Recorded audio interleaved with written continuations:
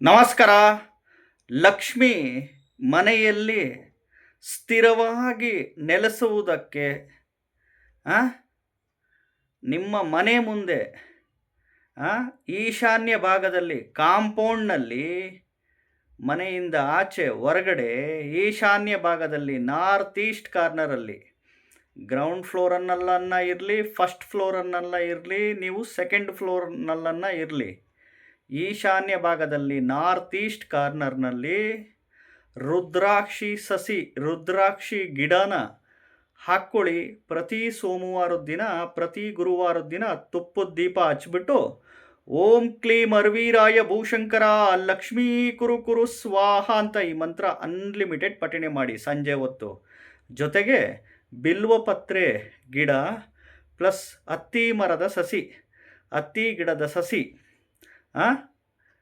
ಹಾಕ್ಕೊಳ್ಳಿ. ಜೊತೆಗೆ ಪ್ರತಿ ಗುರುವಾರ ರಾತ್ರಿ 12 ಗಂಟೆಗೆ, ಪ್ರತಿ ಗುರುವಾರ ಮಧ್ಯರಾತ್ರಿ 12 ಗಂಟೆಗೆ, ಅಂದರೆ ಮಧ್ಯರಾತ್ರಿ 12 ಗಂಟೆ ಅಂದರೆ ಶುಕ್ರವಾರಕ್ಕೆ ಬೀಳುತ್ತೆ. ನಿಮ್ಮ ದೇವರು ಮನೆಯಲ್ಲಿ ತುಪ್ಪದ ದೀಪ ಹಚ್ಚಿ, 2 ತುಪ್ಪದ ದೀಪ ಹಚ್ಚಿ, ಒಂದೊಂದು ಲವಂಗ ಹಾಕಿ,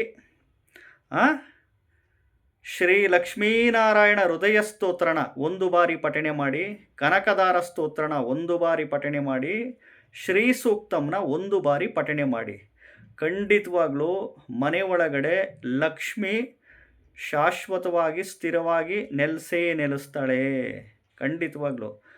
ಮತ್ತು ಎಲ್ಲರೂ ಕಷ್ಟಪಟ್ಟು ಬೆವರು ಸುರಿಸಿ ಉದ್ಯೋಗ ವ್ಯಾಪಾರ ವ್ಯವಸಾಯ ಮಾಡೋದು ಮಾಡಲೇಬೇಕು, ಕಂಪಲ್ಸರಿ. ಇದೆಲ್ಲ ನಮ್ಮ ರೂಟೀನ್ ಧರ್ಮ, ಮಾಡಲೇಬೇಕು. ಈ ರೀತಿ ಮಾಡಿ ಖಂಡಿತವಾಗ್ಲೂ ಮನೆ ಒಳಗಡೆ ಲಕ್ಷ್ಮಿ ಸ್ಥಿರವಾಗಿ ನೆಲೆಸ್ತಾಳೆ, ಖಂಡಿತವಾಗ್ಲೂ. ಹೊಸದಾಗಿ ವಿಡಿಯೋ ನೋಡ್ತಾ ಇದ್ದವರು, ಮೊದಲನೇ ಬಾರಿ ವಿಡಿಯೋ ನೋಡ್ತಾ ಇದ್ದವರು ಚಾನಲ್ ಸಬ್ಸ್ಕ್ರೈಬ್ ಮಾಡ್ಕೊಳ್ಳಿ. ವಿಡಿಯೋ ಇಷ್ಟ ಆದರೆ ಲೈಕ್ ಮಾಡಿ. ಇನ್ನು ಸಾಕಷ್ಟು ಜನ ಒಬ್ಬೊಬ್ಬರು ದೇವ್ರ ಮಂತ್ರನೇ ಹೇಳಲ್ಲ, ದೇವ್ರ ಸ್ತೋತ್ರನೇ ಹೇಳಲ್ಲ, ದೇವ್ರ ಪೂಜೆನೇ ಮಾಡಲ್ಲ, ದೇವ್ರನ್ನೇ ನಂಬಲ್ಲ. ಆದರೂ ಅವರಿಗೆ ಲಕ್ಷ್ಮಿ ಒಲ್ದುಬಿಟ್ಟಿರ್ತಾಳೆ ಅಂತಂದರೆ ಯಾವ್ಯಾವ ರಾಶಿ ಅವರಿಗೆ ಗೊತ್ತಾ? ಎಸ್ಪೆಷಲಿ ಕಟಕ ರಾಶಿಯವರಿಗೆ, ವೃಶ್ಚಿಕ ರಾಶಿಯವರಿಗೆ, ಮಕರ ರಾಶಿಯವರಿಗೆ, ಕುಂಭ ರಾಶಿಯವರಿಗೆ, ಮತ್ತು ಈ ವೃಷಭ ರಾಶಿಯವರಿಗೆ ಖಂಡಿತವಾಗ್ಲೂ ಲಕ್ಷ್ಮಿ ಒಲಿತಾಳೆ.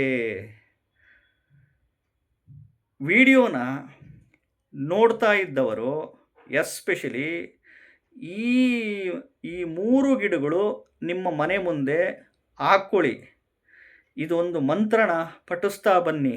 ಮತ್ತು ಪ್ರತಿ ಗುರುವಾರ ರಾತ್ರಿ 12 ಗಂಟೆಗೆ ಈ ಮಂತ್ರಗಳ ಸ್ತೋತ್ರಗಳನ್ನ ಪಠಣೆ ಮಾಡಿ. ಖಂಡಿತವಾಗ್ಲೂ ಹೇಳ್ತಾ ಇದ್ದೀನಿ, ಲಕ್ಷ್ಮಿ ಮನೆಯಲ್ಲಿ ಸ್ಥಿರವಾಗಿ ನೆಲೆಸ್ತಾಳೆ. ನಮಸ್ಕಾರ.